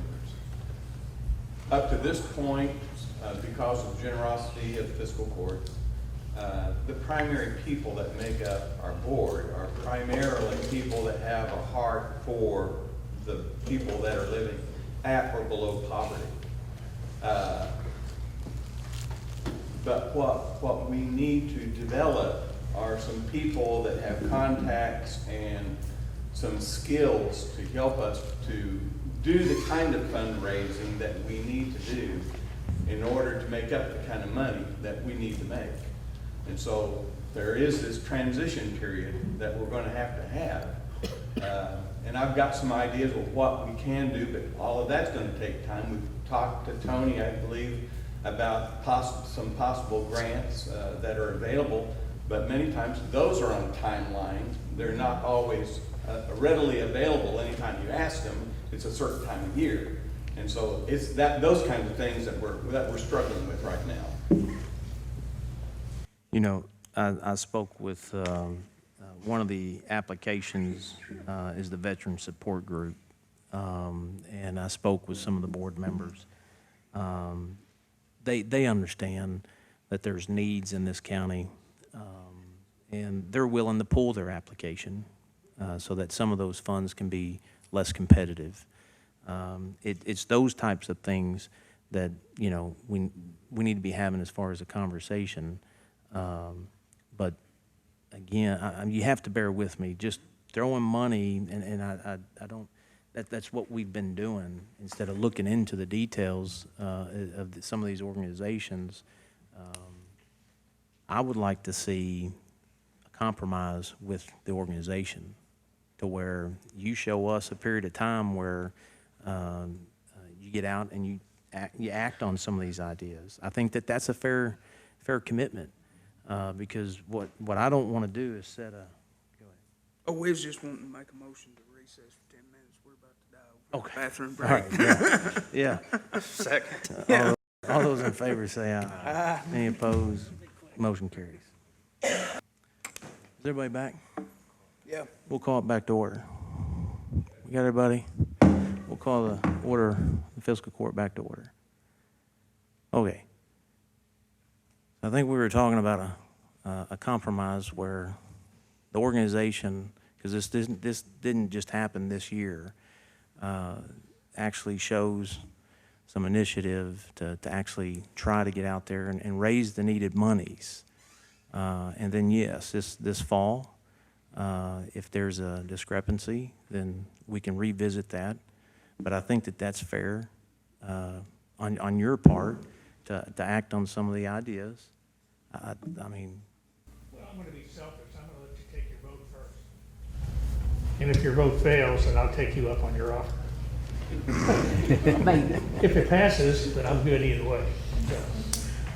But I appreciate that discussion. I do. I do too, Mr. Stevenson. And Judge, I feel like that's more than fair for you to put on the table. But I think in all reality, you feel like, guys, all of you all involved, that fiscal year 2020, we could be having this discussion with a big gigantic goose egg on that line item. Then where are we gonna be? Hopefully So at the end of the 2020 day, you know, you're saying that this has been coming down the pipe since you took office, in conversation, per se. Correct. And in your term, kick the can down the road. The reality will be that fiscal year 2020, 2021, that line item could go to zero. And at that point, somebody's got to pick the ball up and run it, like Marcella's Kitchen has stepped up. What if we didn't have her? Exactly. So at the end of the day, it's all about timing and resources, and God knows I spend a lot of time, like a lot of people in this room do, doing a lot of things that we don't get paid for. And that's what it's all about. And those that can give, give. And those that can't, can't. And those that need, need. And we try to step up when we can. So hopefully point well taken. Thank you. The gentleman in the red shirt, I know you were standing up earlier. Yes, sir. Thank you. It seems to me that there's a motion on the floor for $125,000 for the need line or the nonprofits. In the last 20 or 25 minutes, it seemed like there's some compromises going on between the Fiscal Court, need line, and some of these other nonprofits that are here. I have to say this about need line. I don't know how long they've been in existence, but I want to thank you, Need Line, for everything you do for the citizens of Marshall County. And they don't have to do this, Judge. Look at them. They're 60, 70, 80 years old. They don't have to do that for the citizens of Marshall County. They do it out of the goodness of their heart, right? Now, and you're smiling. I don't know exactly why you're smiling. I'm very serious about this. But I say that they do it out of the goodness of their heart. Some of them get a minimal amount of money for their chores, I'm sure. But it seems to me that they're here before the court representing all the citizens in Marshall County who need assistance. It almost feels to me like they're begging for the money, that they're trying to do everything they can do to appease you, so you might be, out of the goodness of your heart, trying to find out how to maybe help them out as much as you can. Now, the director of the park says here that they have new programs they're going to institute, and maybe they'll work for fundraising. But there's no guarantee that the fundraising will be successful for these nonprofits. They have $125,000 in this line item budget that I hope you vote yes on. And let's just say a year from now that these fundraisers and these grants are taking effect and it's helping out the nonprofits, and maybe then you can come back to the court and say, you know, we were successful in doing some of the things that we wanted to put into practice. But if it doesn't work, then we're right back where we are. And I say that the court should be funding these nonprofits because it's not for them, it's for the needy in our county. And if you have anything in your heart, I think you'll understand what I'm talking about. I'm talking to the whole court. So thank you very much. Thank you. I'm going to respond to that because guarantee is, you're exactly right. There are no guarantees. And that's what Mr. Stevenson was just talking about. Hang on. You said earlier, I heard you say 25 or 30 times in the last two meetings about a disaster that could happen. The roof could fall down. We have no money set aside for that. You know, it's all if this, if that. Projects now, special projects, we got money set aside for. Now is the time. People are hungry. People are needy. These people do it on a voluntary basis most of the time. We're giving. Don't think this county is not charitable. They are. We give everything we can give here. And we talk about, I heard the young fellow, or the director say something about setting up a golf tournament. Do you know how many golf tournaments we have a year here in Marshall County trying to raise money for charities? It's tougher and tougher for the citizens in Marshall County to put on charitable events. You're asking people here that are here again they're senior citizens. They don't know how to, run a charity event. They do the best they can do with it. I've heard them say tonight that they made $12,000 on this and maybe $4,000 on that. But it's taking a lot more money than that. So I'm asking the court to do the right thing, to pass that motion on the floor. And let's see what happens a year from now when we put all these other programs into effect and see if that's going to alleviate the problems we're having tonight. I think, as I was stating, there are no guarantees. And what the Kentucky Philanthropy Initiative even talks about, it specifically states, and we've discussed this in court, not this year, last year, these decisions have been discussed. And they understand that. They're aware of that. The conversations have been had with me. But it's the individual, the transition in our community, outside of transition of wealth, you have the individual donor. There's a lot of people that don't know your message. And that's something that we can actually help with trying to get that message out there, because if folks know the message, they're going to donate. I have full faith and confidence in that. You and I, sir, and I appreciate you coming and speaking, but you and I fundamentally, we just disagree. Just like Mr. Moore, you and I, but there's nothing wrong with that. But as sitting from my position, we can have a compromise. I think where we are today is what we've been doing, putting monies into the account and not having these discussions. And I'm saying that to help, because I can tell you that there's a lot of work that we have as a fiscal court with the responsibilities that we have in our county. We got a lot of work. And where we are is exactly what they have stated in the KPI study about stale government dollars or declining dollars. We're here. I mean, there's no way around that. What I'm suggesting to an organization and other organizations, some of the organizations that participate, they're not in the position that you're in. And people in our community need to know that. We've got somebody on staff that can help get that message out. They're planning to tap into that. We haven't even given that a try, and that's where I think we can have a compromise to see the organization participate in that. The director's planning to sit down with the parks director tomorrow. I mean, that is the first step in many steps. We're providing, other than money. Money is just, it doesn't solve problems. It doesn't. But having conversations where we sit down and we try to utilize resources, you should have been in here that day. Who all was here when we had the nonprofit organization meeting? The conversations with the organizations and the resources that were brought up. There's a volunteer group from one of our members that showed up that they actually will, you can call, and they have volunteers that will participate. I mean, and that was the key thing, is we got these organizations together. We're all trying to do the same thing. And it's just like cost sharing, but you're sharing information to where you can figure out how this organization is successful, maybe take some of the opportunities that they had and tap into that.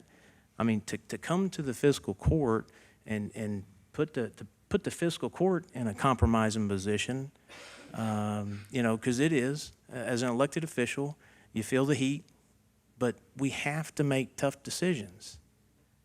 And I truly believe that the way we've been doing this over the years is how we've got to where we are with some of our organizations in this county. When we first sat down, it was a narrative that was already discussed before I got here, and those organizations working together and trying to cost share. And I truly believe that that can be done. Because at the end of the day, those that actually participate in our organizations in this community, they're the ones that truly need it. We don't run a nonprofit organization. So who are we to call to the floor and have these discussions?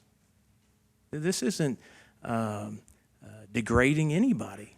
This is having serious discussions about issues in our county and the services that these organizations are providing to people in our community. We're going to do everything we can to help, but also change some of the behavior than just throwing money at it. I'm not buying into that.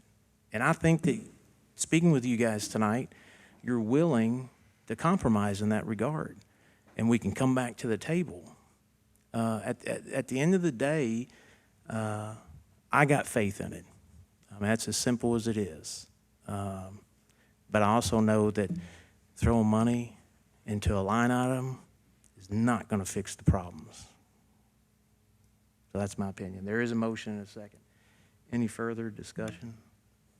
I agree with you fundamentally, Judge, but I'm gonna, in the spirit of compromise, and to get this budget passed, I will meet you all in the middle at $125,000. Okay. We'll vote. Do we want to? I'll go first. I'm going to vote no. District 1? Yes. District 2? Yes. District 3? Yes. Okay, motion carries. Okay, That, now we have to go back on the motion on the COLA, I believe the intent of that motion, going back to our previous meeting, was to exclude the elected officials. Yes, That wasn't mentioned. Well, I don't said, think- yes, it was. You did that? Yes. Okay, okay. Exclude elected officials not statutorily obliged. And that is reflected in that total that I mentioned before. Yes. Now, what we have is a $73,400 that we need to distribute within expenses, and that needs to be amendment to the budget.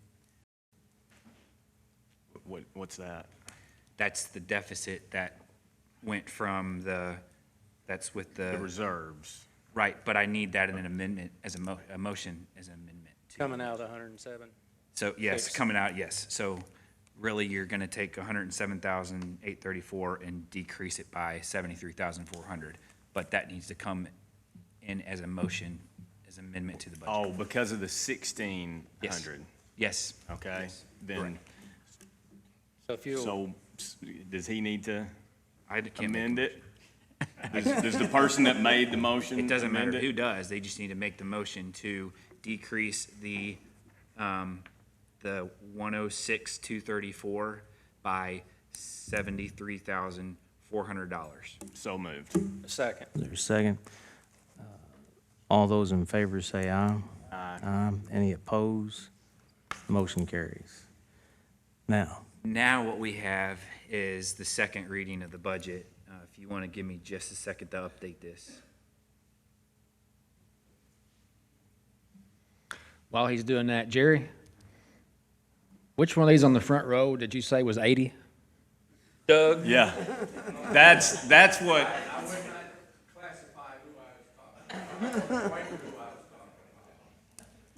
probably the one in the guy in the shorts there, you know.